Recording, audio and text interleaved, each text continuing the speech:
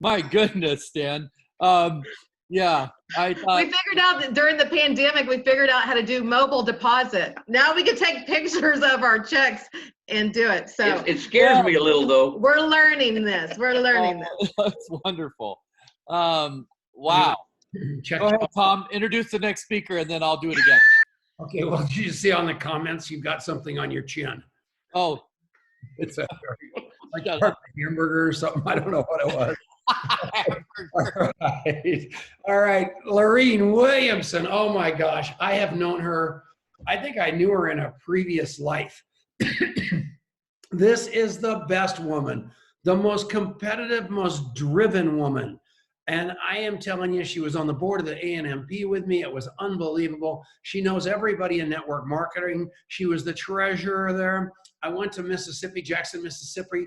She knows all the politicians. She knows all the civil rights people. Her husband took me in his truck and showed me all the Civil War stuff. I mean, these people are icons in that city and in that state. And they are completely and totally unbelievable. Not only that, she understands the space of network marketing at a level you wouldn't believe. She's a great mom. She's an unbelievable grandmother. She's a tremendous wife. I love her to death. Over to you, Sean. well, thank you, Tom, and really appreciated that introduction. Larene, how many people mess up your name on a daily basis? I'm on calls all the time, and I get so irritated because, people can't say your name. It's not like it's rocket science, come on, people. So, Larene is all energy, right? And all kindness and all focus on people. She's definitely in the right industry because she's rocket. She's a rock. She's just a rock at it, She makes it happen.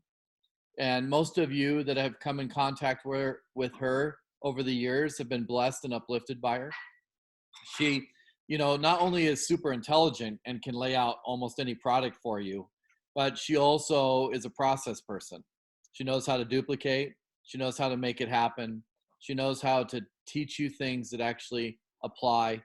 You're going to get some good notes right now. So I take out a piece of paper if you haven't done so already.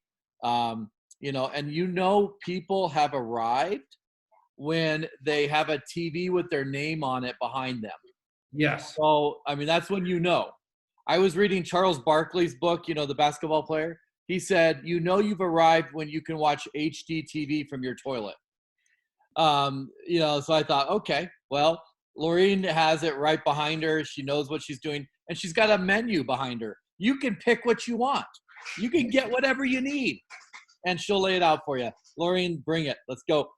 Okay, so thank you. Gosh, I'm going to go sign up with myself because you guys make me sound way better than I am, or that I think I am. So I have regrouped on my notes 4 times today. I just have to tell you all because there were so many nuggets from Paul to Carmen and you guys talking about why and passion. And what I had told Tom I wanted to talk about was meeting people. And actually, I've done a lot of self-studies and self-experiences, and then, studied books and stuff on working with people and why people do what they do and why you do what you do. And, there's all kinds of books out there on that. And I wish I could say I've made $1 million following these steps and following the guidelines, but I have given away $1 million doing it, if that counts. And my husband will tell you that he can't believe we still live in a nice home because I almost brought home a whole lot of people to take care of. And he said, we are not a hospital here. So, and I'm no doctor, but what I want to talk to you about, what I've decided to talk to you about and share with you just from my experiences. And oh, by the way, Sean, this is a radio studio now because it got so crazy over at the radio station. So I didn't really have anything else as a backdrop. So I'm not trying to be vain. That's just how it worked out. And just I have a media person in-house that shares with me stuff. So I got him to send me this one photo to put up called the Golden Circle. And I know everybody on here has heard of this before, so I won't take too long talking about it, but the Golden Circle of your why. And so when you meet people, to stay with my promise of and try to fit it into my 15 minutes of fame here, is you need to know where they are, what they need, so that you can help them. And that really does take it down to who you are and what you're doing. So, you know, everybody talked about your why and having a passion, which is why I kept trying to regroup here. And I kept thinking, oh, that's my stuff. So, so I went back to the basics and said, it is about the Golden Circle. And you can see it in my background, and I hope the lighting is good. But what we do, how we do it, and why we do it are very important. And from day one, everybody says you got to have a passion, you've got to have a why. So when people ask me why longevity, because I get hit up all the time about other companies, other great companies, companies that, you know, could I make $1 more? Maybe. Would it be simpler? Maybe. Is it a new concept? Maybe. I'm not too old to learn new things. But why longevity? And I always go back to, like Deb Hull said, it's the passion, it's the people. Why do I go on trips? It's Dr. Wallach and his mission. It's his story. Everything we've ever created in this company, from YGYI, public traded, the coffee, all goes back to serving people. So on this Golden Circle here, if you go through those studies, okay, and there's YouTube, TED Talks, so I'm not going to bore you with all that. They talk about how do you approach people, how do you meet people, and how do you serve people. So on this flow chart, they talk about, are you going from the outside in and just selling them to make $1 or selling a product, or are you going from the inside out? So where do you start with that? And I think where my success falls, and anyone that is successful in sales without being or sounding like a salesperson, is that you get to the part of the, and I'm trying to stay away from the brain because Tom said I can't talk about Renew IQ. Oops, I said Renew IQ. Nice the job. part of the the part of the brain that is makes the decisions and gives women that other sense of having the gut feeling, or you'll have somebody talk to you about something and you'll make the comment, I just don't feel good about that. And I'm big on that. From the South, Southerners, we are big on that. You've got to approach me and most people, if you want them to get behind you as a leader, you've got to approach them as to the passion and the why. Why are you doing it? People will follow you because of why you do it, not because of what you do. Just like, for an example, Martin Luther King. So he mentioned the civil rights, and most of you maybe have heard that I am the only white person that has served radio show time at WMPR, which is a civil rights masterpiece museum radio station that was actually is a nonprofit. But they invited me to participate to create balance in the community. And I hope I'm doing that, and I hope I've done that. But with Martin Luther King, so back to the why. He wasn't the only person affected by what was going on at the time. He certainly wasn't the only person that was loud about it, but he had followers. So back in his day, why would someone who didn't get an email, didn't get FaceTimes, didn't get social media, barely had telephones back then, how would they all know to meet where they met for the great talk, I Have a Dream? Why would they do that? It's because he was a great leader, and his purpose and his passion was behind his words. Where others tried to go from facts and determination and details and material, all of that is in the part of the brain that is important, because it's the rational part of the brain, based on my memory of the study of the brain. But you've got to get into the section that drives people. That's where your leadership really shines. And you've got to understand the difference between dictatorship and leadership. Are you a mentor, or are you just somebody that they whine and cry on your shoulders? this morning before the meeting, we had our board meeting here at my nonprofit, and that was one of the key things. We have a very short, direct, to the point meeting, but you can't become the person they cry on your shoulders. Everybody has a story. Helen White and I have talked about that many times. Everybody has a story. That's the amazing ability to put it out in a book format or a picture storybook, because we all have stories. We all have woes. We all have issues that come about. We have to work through those things. And some of you know things that I'm going through right now are crazy lifestyle things, but you push through those times. Why do I do that? Why do you do that? Why do you get up every day and go to a job? Is it for the money, or is it because it's a purpose? I have put people to work and signed them in longevity over the time of this virus, because we had the nonprofit. We've given out over 400 thereabout bags of food. We have fed 3,000 people hot meals that were assisted and donated by local restaurants just because we asked to help us. We've given out clothes. We sent 300 or 400 tarps to the tornado victims in South Mississippi, which happened to be the second largest tornado that has hit in our nation, is what they told me. I haven't done that research, so I hope that's a fact since I'm sharing it. But we do everything that we do, and everything that I've always done in my real estate career and in any other business, my husband's business, which drives him a little crazy because he's that detail, factual person, and I'm the purpose-driven person.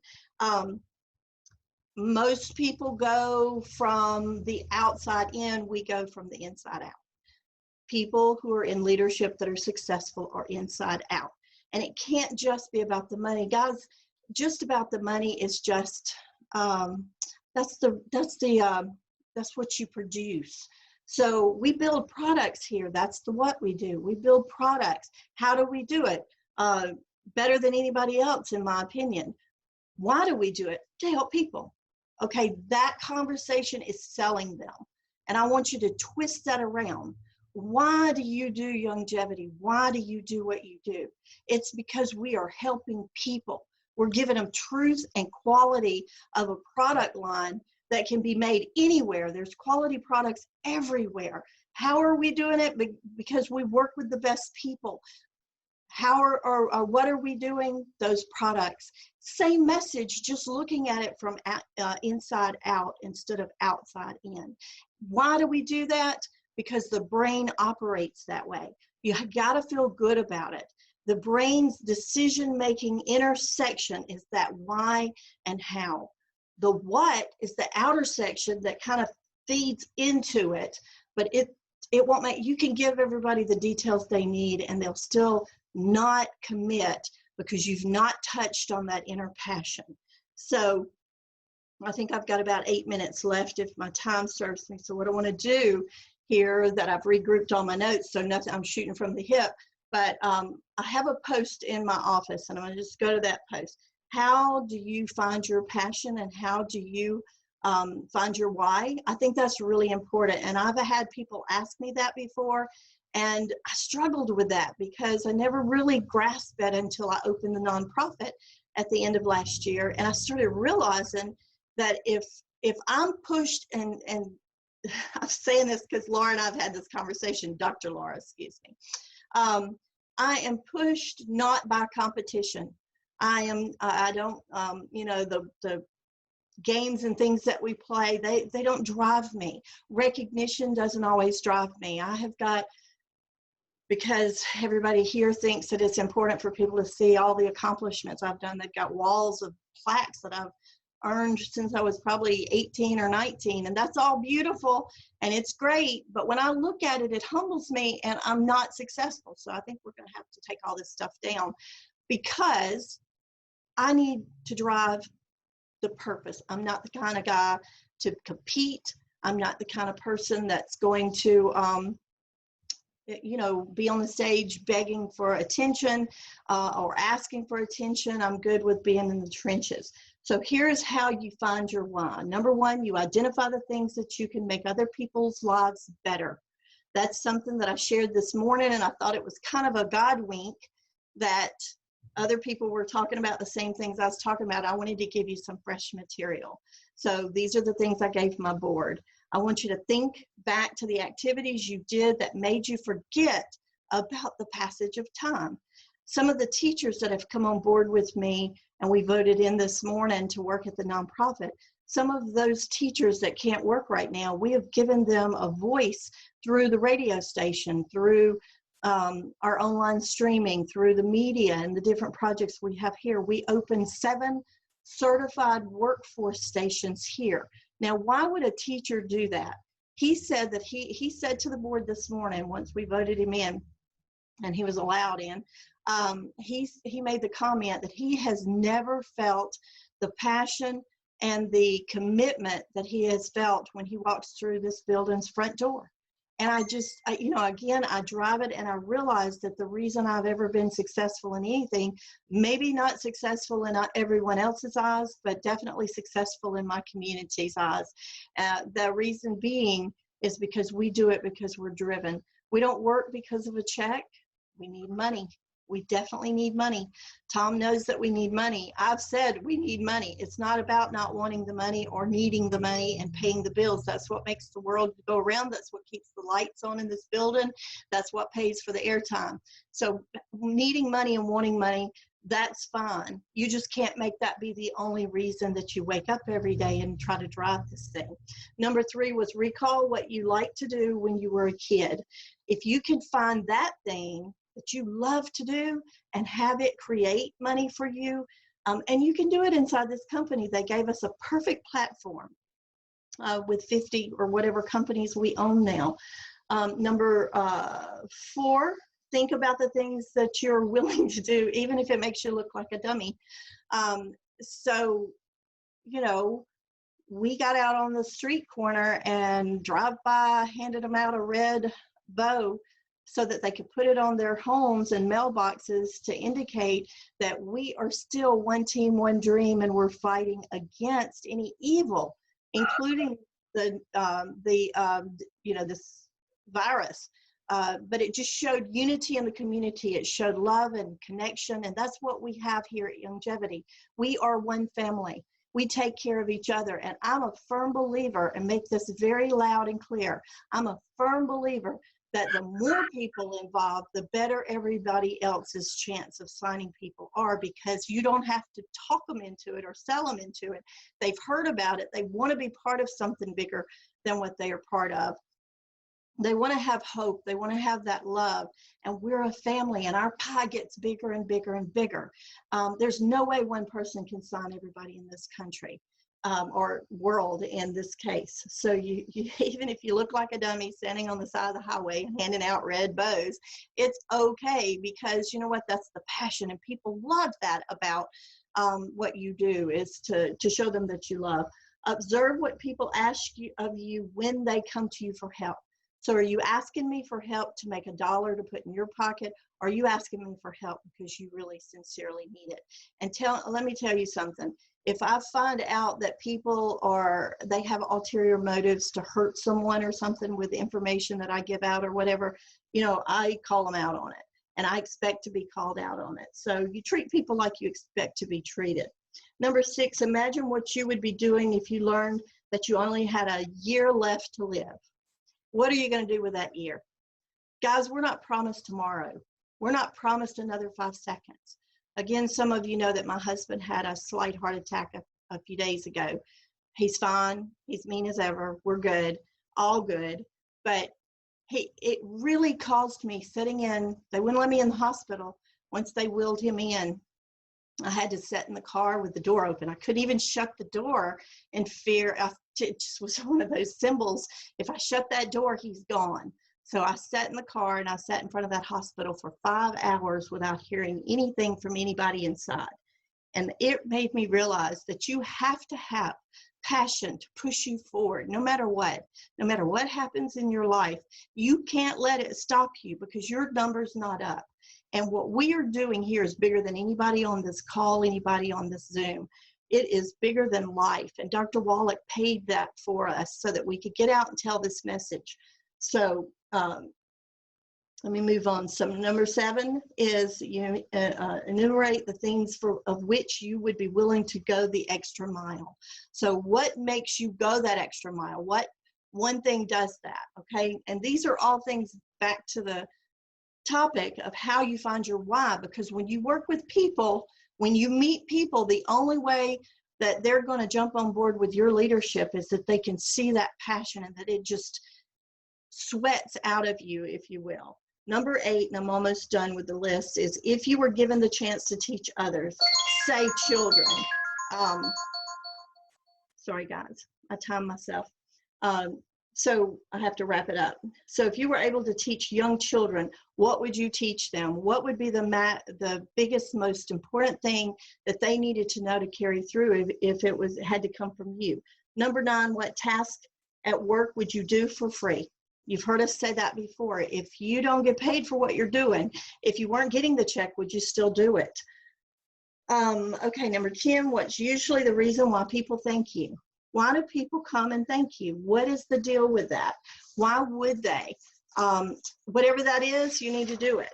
Number 11, if you were given the chance to do something that you love and not worry about that paycheck, what would that be? If it's not about, the task, what would it be? What was your happiest memory of your childhood? And that's where I left it at the 12 things, because I think if we go back to what made us happy in our childhood and we can do that in our golden years, that would be the greatest thing. And what I remember about my childhood, which is not a whole lot because I was the oldest of 9 that my mom raised, 5 she gave birth to. I was the oldest of that crew. So I had a lot of responsibilities that it's carried me through to today. And understand that whatever you decide is not wrong or right, just do it with quality and truth, because what you're doing is you're carrying that legacy, that torch. And when you get ready to hand it over, whatever you did sets the next person up for failure or sets them up for success. And we are in the business of setting people up for success in their health and in their wealth. And we are God's people. And with the help of Tom Chenault and Adrian Chenault and the contact mapping, we don't have any excuse of our memories going bad. So guys, get out there. This training, I've enjoyed it thoroughly, but I am going to have the recording so I can rewatch because I couldn't write fast enough. But I appreciate everything that you've done here, Tom, to get us out there. And it has been very refreshing to hear other people that we don't hear from all the time. So I thank you for being part of that. And I'm going to yield the time back over to my fearless leader, Tom Chenault. Thanks, guys.